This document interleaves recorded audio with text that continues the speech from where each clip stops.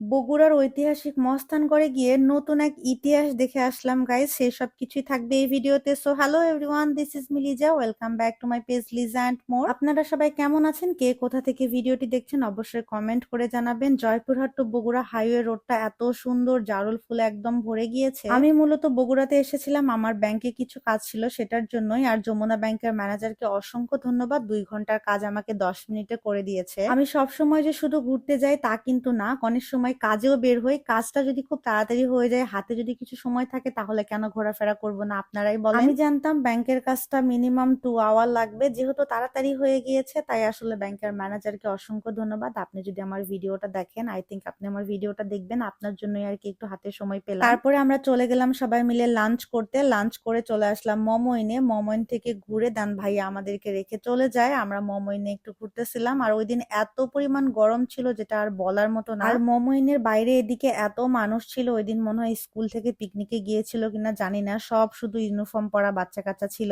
তারপরে চলে আসলাম বগুড়ার বিখ্যাত মহাস্থানগড়ে। এখানে আসলে অনেকবারই এসেছে কিন্তু কোনো ভিডিও বানানো হয়নি। আর আজকের ওয়েদারটা গাইস দেখেন এত সুন্দর, যদিও অনেক বেশি গরম ছিল। আমরা যেহেতু বাইক নিয়ে গিয়েছিলাম আর প্রচন্ড গরম ছিল ওই দিন, তাই মহাস্থানগড়ের এই সুন্দর পরিবেশটা দেখে আমার ঢুকতে ইচ্ছা করছিল। তাই ভাবলাম যে বিকেল বেলার এই সুন্দর ওয়েদারটা কেন উপভোগ করব না আমি। আর আমি যেটা চাইবো সেটা হবে না তাই কি হয় বলেন গাইস? তো আমি চলে আসলাম, এই জায়গাটা অনেক বেশি সুন্দর। ওই পাশে অনেক মানুষ ছিল, আমি কিন্তু মানুষগুলোকে হাইড করে করে ভিডিও নিই। আর এখানে দেখেন কি পুরাতন একটা বট গাছ, আর পুরানো গাছগুলো দেখতে কেমন যেন অদ্ভুতরে লাগে না? এই গার্ডেনটা একদম ঢাকা বোটানিক্যাল গার্ডেনের মতো লাগছিল, মানে মস্তানগড়ের এই ফ্রন্টের এই জায়গাটা। আমি যখন রিলস শেয়ার করেছিলাম অনেকে বলেছিল আমি ঢাকায় কিনা, এটা ঢাকায় না, এটা বগুড়ার মস্তানগড়ে। এই জায়গাটা অনেক বেশি সুন্দর, অনেক গাছগাছালি ছিল, কিন্তু ওই টাইমটাতে একটু বাতাসও ছিল না, এত পরিমাণ গরম। সবাই মোটামুটি জানে মহাস্থানগড়ের মতো জায়গাতে আসলে রোদে বা গরমে না আসাই ভালো। আমি কতবার যে গরমের কথাটা বলবো, যাই হোক প্রাচীরের ওই পারে যাবো,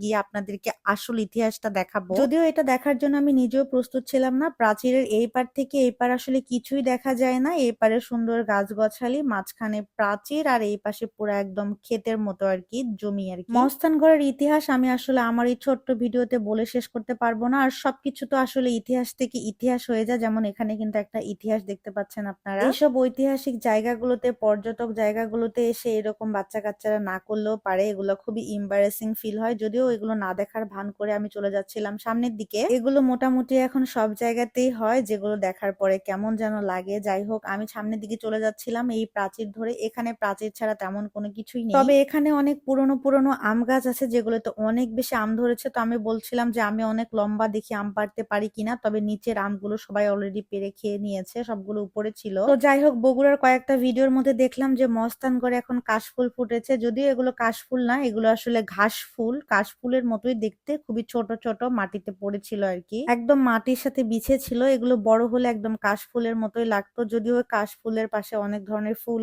দেখা যাচ্ছে, যদিও এগুলো না দেখাই ভালো। এই ভিডিওটা আসলে তেমন কোনো ইনফরমেটিভ ভিডিও এরকম কিছু না। আমি গিয়েছিলাম বগুড়াতে একটা কাজে, আর আসার পথে মস্তানগড় নেমেছিলাম, সেটাই আপনাদের সাথে শেয়ার করলাম। ওরকম কোনো ইতিহাস আসলে এই ভিডিওতে আমি বলবো না, কারণ মস্তানগড়ের ইতিহাস আসলে বলে শেষ করা যাবে না। মস্তানগড়, বেহুলার বাসর ঘর, তারপর জাদুঘরে কিন্তু যাইনি আমি, কারণ জাদুঘরে যেহেতু ভিডিও করা যায় না তাই ওদিকটাতে আমি যাইনি, অল্প একটু সময় হাতে ছিল। জাস্ট এই পাশটাতেই ঘোরাঘুরি করে কিছুক্ষণ বসেছিলাম। ওইখানকার ওয়েদারটা যেহেতু খুব সুন্দর ছিল, আর ওই দিন গরম থাকাতে আমি ভাবলাম যে এত ঘোরাঘুরি না করে অন্য একদিন এসে ঘুরবো, জাস্ট এখানেই বসে কিছুক্ষণ রিল্যাক্স করি। এরপরে আবার একদিন আসবো, এসে সুন্দর করে ইনফরমেটিভ একটা ভিডিও বানাবো। অনেকে আমাকে কমেন্ট করতো আপু আপনি বগুড়ার মস্তানগড়ে চলে আসেন, তো এই যে আমি চলে আসলাম, ভিডিও বানিয়ে ফেললাম। তাছাড়া বগুড়ার মস্তানগড়ের যে মাজার শরীফ, ওই ভিডিওটা কিন্তু আমার পেজে আছে। আমি বগুড়াতে আরেকটা কাজে এসেছিলাম, ওই দিন ওখানে গিয়েছিলাম, ওখানেও ভিডিও বানিয়েছিলাম। আপনাদের কাছে আমার ব্লগ কেমন লাগে অবশ্যই কমেন্ট করে জানাবেন। আমি 1000 বছর পরে ব্লগ শেয়ার করলাম। সবাই আমাকে এত মেসেজ দিয়েছে আপু আপনি কেন ব্লগ দিচ্ছেন না, আপনার কি হয়েছে, আপনি ঠিক আছেন কিনা? আমি আলহামদুলিল্লাহ ঠিক আছি, কিন্তু মাঝে মাঝে আমার মুড সুইং হয়, তাই তখন ভিডিও দিতে ইচ্ছা করে না। আর এটা হচ্ছে মহস্তানগড়ের সেই জাদুঘর, যেখানে আসলে প্রবেশ করে কোনো লাভ নেই, কারণ ওইখানে আসলে ভিডিও করা নিষেধ। তারপরে এই রাস্তা দিয়ে চলে আসলাম জয়পুরহাটে। এটা হচ্ছে আমার লেডি বাইকার্স, আপনারা অনেকেই চিনেন আমার বেবিকে, আমার অ্যাসিস্ট্যান্ট, আমার